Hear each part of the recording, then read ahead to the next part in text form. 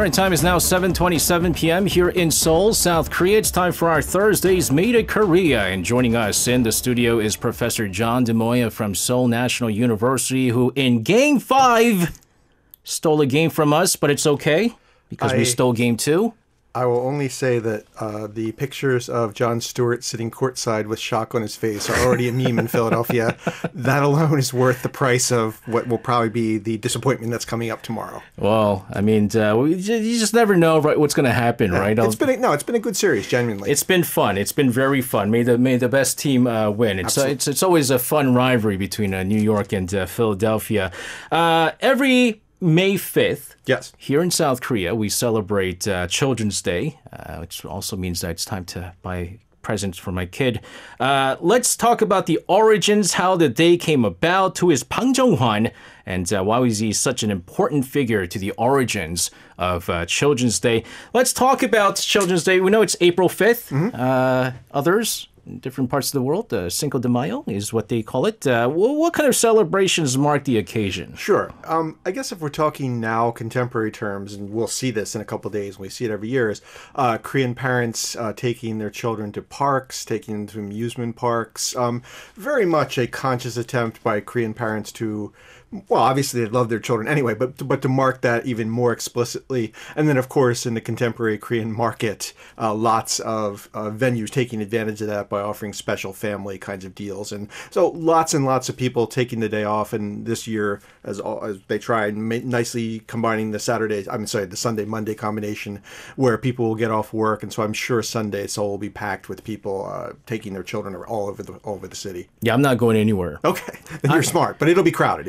It's going to be very, very crowded. Yes, I was asking my kid, what he wants to do for Children's Day, and he goes, I want to go to an amusement park. I was like, no, you don't. Yeah, that's what I'm referring to. That's like the classic stereotypical Children's Day activity. That's what they want to do, right? Yeah. And so we live very close to Seoul Land. And, oh, wow. There you go. And there you go. That's a place that you want to avoid at all costs. There's other things that I think we can do.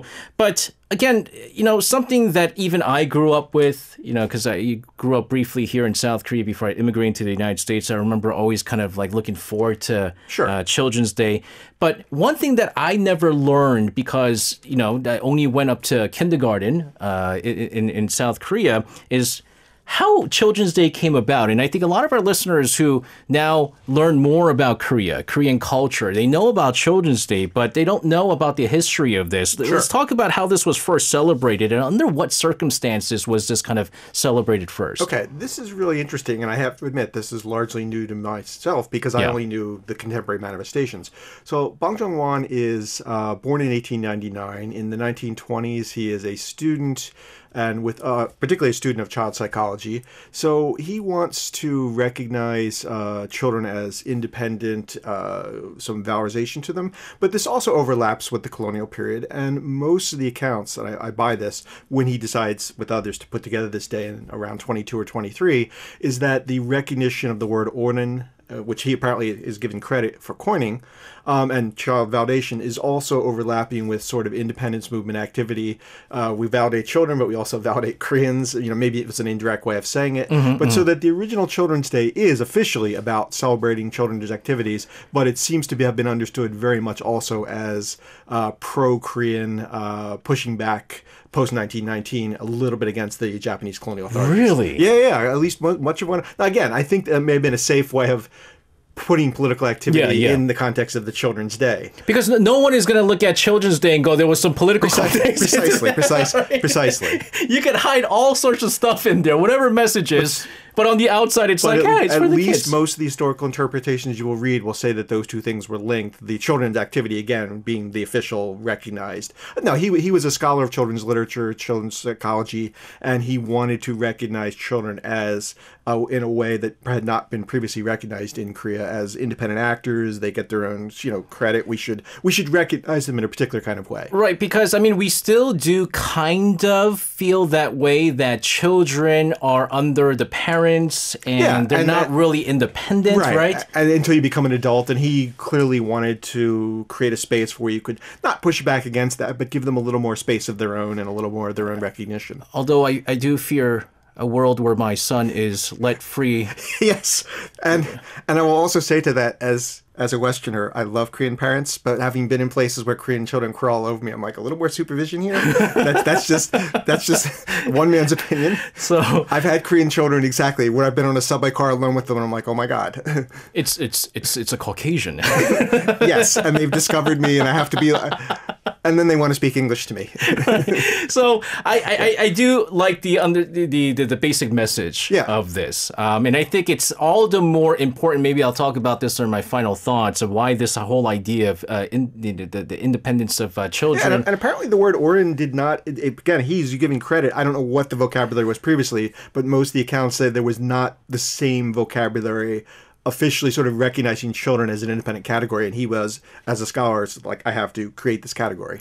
Let's talk more about Bang Jeong-hwan, sure, because you're always going to hear about this figure. But what are some of the things that he did really to advocate? I mean, sure, he is the one who started 어린이날, or Children's Day, but what other things did he do to really advocate for the children and their rights? Oh yeah, sure. I don't know if this is directly to the question of rights, but certainly to their imagination, their expression. He was a scholar of children's literature. He has written apparently all kinds of children's stories. He was also interested in discovering tales and activities that would be interesting to children. So I guess very much, the best way to answer this is not just the day, but recognizing that children, are very different from adults, have different interests, and through literature, through those types of things, accommodating, like, wait a minute, they actually deserve their own kind of sphere here. Yeah. So like children's culture. Yeah, it wasn't just like random guy who was just like, there's no Children's Day. Let's make me famous by making Children's Day. It was the whole package. Yeah, and so he was someone who was interested in how children think, some of the things that children's like, and then, we get close, and then you start thinking about the psychology. Yeah. But it's interesting you talk about he was a child psychiatrist. Is that what you said? I said psychology. A psychology. Yes. So he studies child psychology. Yeah, he's typical for that time, Korean educated, and then goes to a Japanese university. So I believe he's either back in Korea having graduated, or at least I imagine that track of going from Korea to Japan is, for many elites, that's kind of the opening of his mind to some of these questions. But even at that era, the fact that there is something called child psychology is quite interesting because. I mean, I see what you're saying. Yeah, right. Like we're now really getting, like On Young always coming out on television with the Kim Jong-gi TV show, looking at the psychology of children and why they behave that way. Oh, by the way, spoiler: it's always the parents' fault. It's always the parents' fault. But it's been going on, and I can't imagine this being a very popular subject back then. My only guess, and if I can push this in there, is that probably in Japan, because Japan gets most of their higher education ideas at this period from Germany and things like Gestalt psychology, it's something he was exposed to in university in Japan. I suspect it was not from here. And also it's the colonial period here. Yeah. So I'm guessing he came across these ideas in Japan and started to think, like, wait a minute, this is kind of cool. And that's, again, the connotation of the independence activism associated with the broader question of the children's. Yeah. So now we have, again, it's something that I learned too, that the whole word 어린이 was started by Bang Jeong-hwan. This is what I'm coming across. So yeah, definitely. This is something that I've heard as well, and I don't know what the word was before this, and the fact but apparently he was unsatisfied with the vocabulary. Yeah, and so I want to kind of also understand some of his other accomplishments, because there is much more than. So he studies child psychology. He's written many books. He has launched Children's Day. What else was he known for? That because people, you obviously have to have some sort of title. You have to be known for something for people to go, I'm going to listen to you. And let's go about launching this Children's Day. I guess to push it a little further, and this is where I'm definitely on the boundaries of the limited amount that I know, he's definitely associated with Chondogyo, and so some of these activities are also creating children's groups that are like partly children's groups, partly Chondogyo related. So I want to be careful about like religious activities, but he definitely is moving that direction. And the other thing I should call attention to is he does all of this. He passes away in 31, so he does this in 31 years of age. Wow. No, 1931. Oh, okay. But so he's born in 1899, so he's 31 to 32. So he does all of this in like 3 decades. He packs in a lot. This is clearly someone who didn't sleep very much. Yeah. Let's talk about the original Children's Day, because It wasn't May 5th initially. No, right? It's May 1st. It was May 1st. Correct. And then they changed it to May 5th. But why was it May 1st? Do you know why it was set up at May 1st in the beginning? I don't know why it was May 1st. I do know why it's changed. Okay. Can you explain? Sure. The change I can explain. Yeah, the change. Yeah, the change is the claim that there would be confusion with the International Labor Day. That may have been why it was originally. But here's the interesting thing, and this is just speculation, I want to be clear. The change apparently takes place in Korea in 46. And I can't help but wondering if the change in International Labor Day to May 5th means a little bit more special meaning than just labor, being that it's 1946 and it's Korea. That's just my guess. There was a lot of child labor going on. Well, I didn't mean just that. I just also meant like that it was a little too socialist, a little too politically. Okay. You know, not that we can't have it, but if we're going to have confusion with labor, and labor might mean things like communism, let's just move it over here and let's not have any of those questions come up. That's just a guess on my part, given the date. And what's interesting is North Korea, which also celebrates Children's Day, is not on May 5th. I believe it's June 1st is when they celebrate it. It's like international. They call it International Children's Day.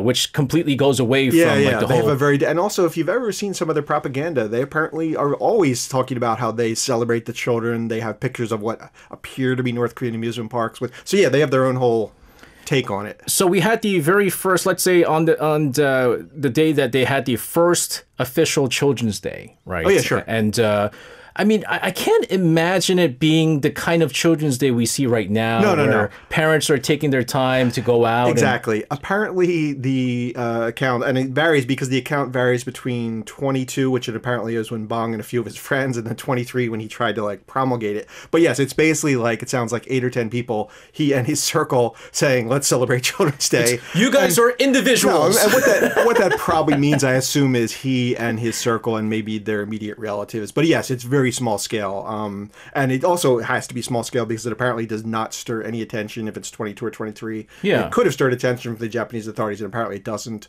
Although later, again, just to tackle onto that, by the late 30s into the the post 37, the war with China, apparently from about 39 through 45, Japanese asked Koreans to de-emphasize it. And again, I don't think it was independence activity. I think it was more as like wartime. We don't need to be devoting all this attention. But again, you can feel where this again makes the Japanese a little bit nervous, and that Koreans are doing things of an independent ilk.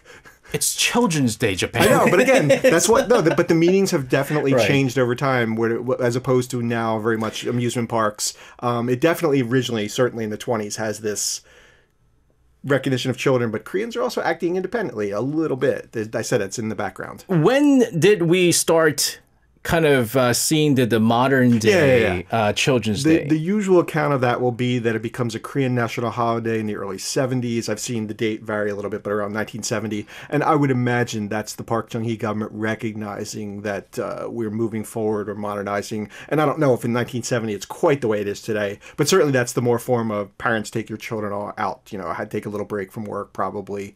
That's, I think, the closest, that roughly 50 years ago. When there's a lot of... dates. It's May is Family Day, Family Month. Sorry. So you have it kicks things off with Children's Day, and then you have Parents' Day, right? So we don't have Mother's Day and a Father's Day. We just have the Parents' Day. You have Teachers' Day, which is another day. Obviously, you've lived here long enough that you know about Children's Day. Yeah, because I encounter that. I'm like, where do all these kids come from? Right, but when you look at it first in a Western scholar's perspective, and even for myself, one thing that I've always complained back when I was in the U.S. is, I have Korean blood. How come I'm not getting anything for Children's Day just because I live in New York? I never celebrated in the U.S., right? What do you how does the Western scholars view Children's Day? Because it must be viewed more than just a day where kids are allowed to run freely. I'll pitch it a slightly different way, and this is just a guess. I can't say how other Koreanists might look at this, but I think I get your question. I would look at it very much, given the historical arc I've just described, and that, yes, there are international, other countries have it, but the Korean take in particular, I would say, is very developmentally, very much a nation-building kind of thing. As I said, in the 20s, it's definitely pushing back against Japan a little bit. It moves forward, and by the 70s, even if it becomes more capitalistic leisure, it still feels like it's about building a certain kind of Korean identity. Polina says in other countries, it's 12th of May in Spain, and then the 20th of November in other places. So, I mean, you have different Children's Day, right? And yeah, and I definitely don't recall ever one of your staff asked me just before. I don't remember ever celebrating such a thing in the U.S., even though it must nominally be aware. But I don't, because of course for us, Christmas, Easter, things like that were much bigger. Right. Although, later on, I mean, South Korea would become more westernized, yes, and you exactly. would have and like Christmas and things like that. Yeah. Halloween is becoming a big thing here. But I'm kind of wondering because you were saying that Children's Day sort of really took a different turn during the Park Chung-hee era. That's my take on it. And so when it becomes a national holiday. And I'm not 100% sure on this, but you know how there were certain governments where they're pushing for more population, right? Sure. That's what you have. Okay. Right. And so I'm wondering if the 70s, when you're looking for, and Park Chung-hee was looking to kind of really create a boom in the economy, which also means you need more workers, and which more workers mean more population. And by benefiting people of day off for the children, this would be something that indirectly push for a population increase. Except the only thing I would say to that is you're absolutely right about the government intervening in families and reproductive potential. Yes. Except that the period you're talking about is the exact height of the opposite, where Park Chung-hee is pushing antenatal, 64 through the early 80s. But actually that's not inconsistent. That would still be have fewer children, because that's the economic planning. Fewer children, but more for them. But value them and take care of them and raise them well. That fits beautifully from my perspective. But that is exactly what Korean society is going at right now. Right? Go for the fewer children, but focus on them specifically. Yeah, but the government really wants the pronatals coming back. It's definitely coming back because they were going for that, and because it was going for the whole, 2-3 children, but focus on the 2-3 children, give them everything. Sorry, that's the slogan is Dal adol gubyo haji malgo, don't distinguish son or daughter, chal kirucha, raise them well. Exactly. And that's through mid 70s. And that was for the longest time. I mean, everyone's son. Particularly late Park Chung-hee into early Chun Doo-hwan, exactly. That's interesting, because that logic makes more sense in trying to kind of decrease the birth rate at the time and just kind of focus on the children that you have, because right now we're living in a situation where actually we're living that, because we're going, hey, we have one child, but we're going to give this kid everything. Precisely. And even if I can briefly, if we're okay on time, the very famous poster from the early 80s is Dul Dul Manta.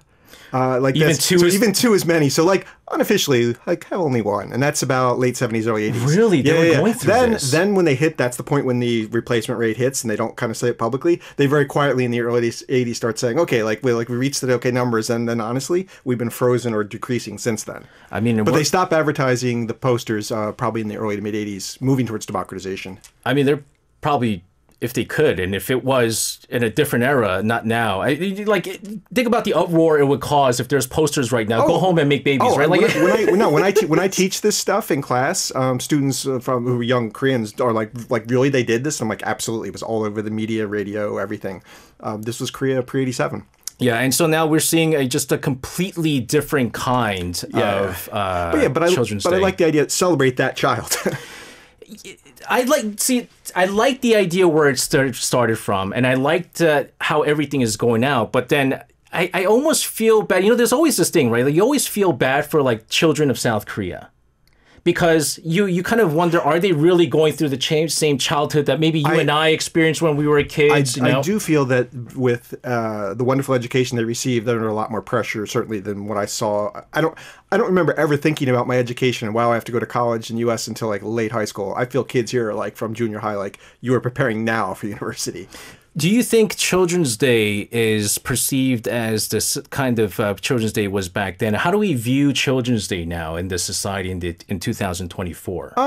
Obviously, I don't know, but I would guess that most Korean parents see it as a day off and a chance to spend time with their children. Well, spending time with children is not really a day off. No, but you know what I mean. A day off from work. I'm sorry. A day off from formal responsibilities. Right. And I imagine as an enjoyable time to have family responsibilities. I don't think they think in all of this history or any political connotations. It's probably more, this is great, it's a national holiday, I don't have to go to the office today. And I also, at the same time, I think this is kind of another sad aspect of the Korean society nowadays, is because family can't spend time with their their children as much. All the kids going to like academies and precisely, and extra and stuff tuition, like that. and yeah. And so like the only time that they could really have time together is when you have days like Children's Day. Yeah. And you have an excuse to do It's almost something designated together. family time. Yeah, and thanks to that, if Children's Day lands on a Sunday like it does this year, then you have the next day, what is it, May 6th, a day off, and you go. I mean, you still have to dedicate it to being with your family. I have to admit, someone is too. I have it on my calendar. I will go in and work, but I know no one will bother me, and I could